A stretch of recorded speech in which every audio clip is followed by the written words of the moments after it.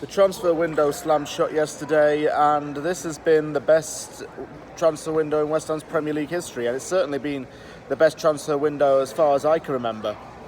Now, West Ham spent in excess of around £179 million on 8 new players, breaking its transfer record along the way to bring in Brazilian attacker Lucas Paqueta.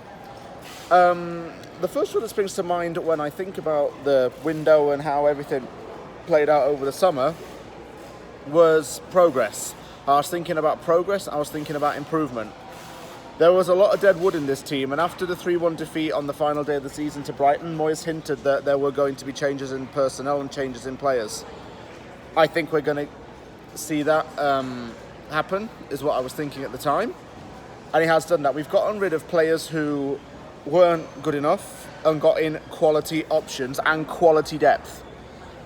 Depth is another important word we can use because West Ham's lacked a lot of depth over the years, especially in the striker and the defence positions.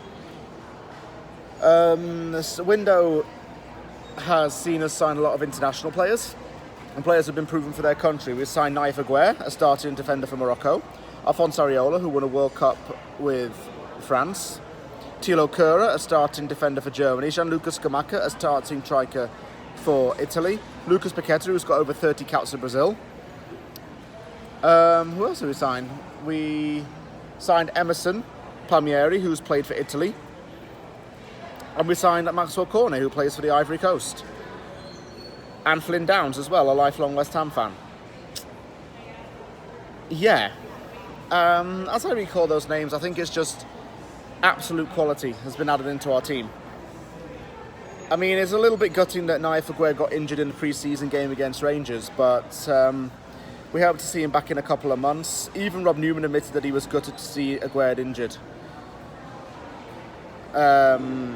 So it'll be great to have him back. Kehrer, so far for me, it looks like signing of the season for us. A great ball-playing centre-back with a lot to give.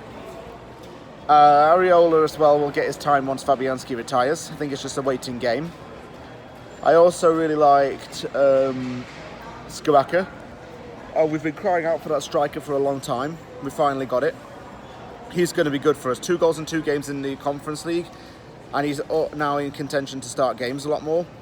Cornet is someone who I think might need to just gel into the team a bit, but he's definitely going to be in contention to start games once things start to improve with him individually.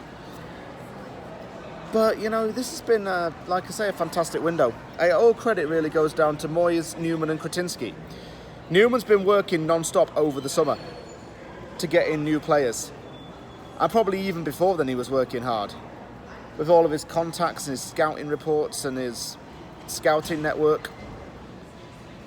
He's been fantastic for us. And I think he should be very pleased with what he's achieved here and proud of himself. He's really built a team that's based on good performers and hard workers and players proven in other leagues. I think that was going to be the same criteria as to when he was with Manchester City. He wanted to get the right players in, good players and strong players in all positions, and he did just that. He signed some of the best players in the world when he was at City. He signed players such as Aguero, De Bruyne, Fernandinho, Edison. These kinds of guys. It's really a good thing to have on your CV, and he can definitely gloat about that. Kretinsky as well has definitely put some money into this club. If it were just Golden Sullivan not doing it, they wouldn't have put in this money. They would not have even spent over 100 million. They did in the Pellegrini era, but that was different circumstances. I'll get onto that in a moment. But Golden Sullivan would not have spent that money alone. Kretinsky definitely injected his cash with all of his investors and everything. So we have to say thank you to him. I have a feeling that he did contribute somewhat to this.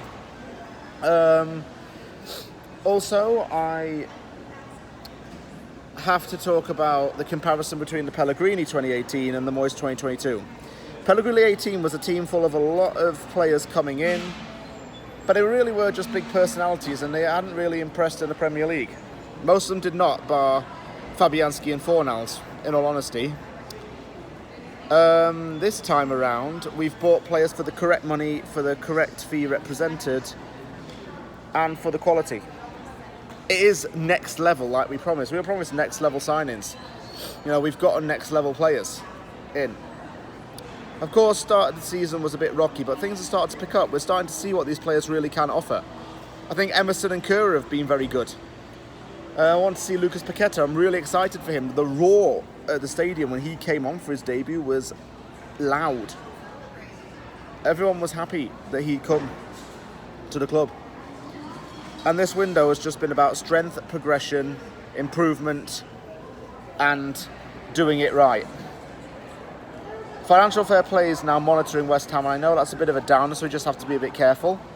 But hey, we spent all this money on players. I'm not going to moan. I certainly ain't mad. Are you? You won't be if you're a West Ham fan. Great window. Could we have added a couple more people on deadline day? Yes or no. I'm not really bothered. We got our business done and everything's all sorted now. Let's hope we can get some signings in maybe in January if need be. Thank you very much for watching this video. If you liked the video, give it a thumbs up and don't forget to sub for more content. Take care everyone, and I'll see you all soon.